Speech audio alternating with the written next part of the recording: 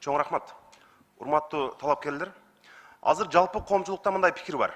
Баш мыйзам өзгөрдү, президенттик башкаруу кескин күчөдү, жогорку кеңештин колунан көп нерсе келбейт деп атат.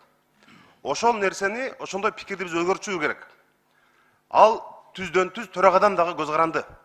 Төраганын билими дагы, акылы дагы, принциби дагы, курстугу дагы бардыгы төгөрөгү төп келишкен болуш керек. Анткени ал жогорку кеңештин жүзү.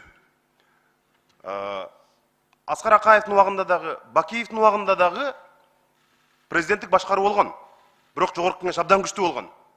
Кийин гана биз мына ар кандай аттар, ар кандай кайманаттар коюлду. Ошон үчүн жогорку кеңештин төрагасы болчу адамдарга биринчиден калыс болууга чакырат элем. Экинчиден, Адахан Кимсамаевдин жана иш башкармалык боюнча оюн уктум. Танап турдум ачы. Жанагы президент менен өкмөттүн иш башкармалыгына кошуп атпайбы жогорку кеңештикин? Ошону сиз конкретно бир сөз менен айтыңызчы. Мына эгерде Адахан Кимсамаевдин оюн уктук. Жогорку кеңештин иш башкармалыгы өзүнчө калабы? Аны анткени президенттин аппараты аныктабайт. Аны биз жогорку кеңеш өзүбүз аныктайбыз.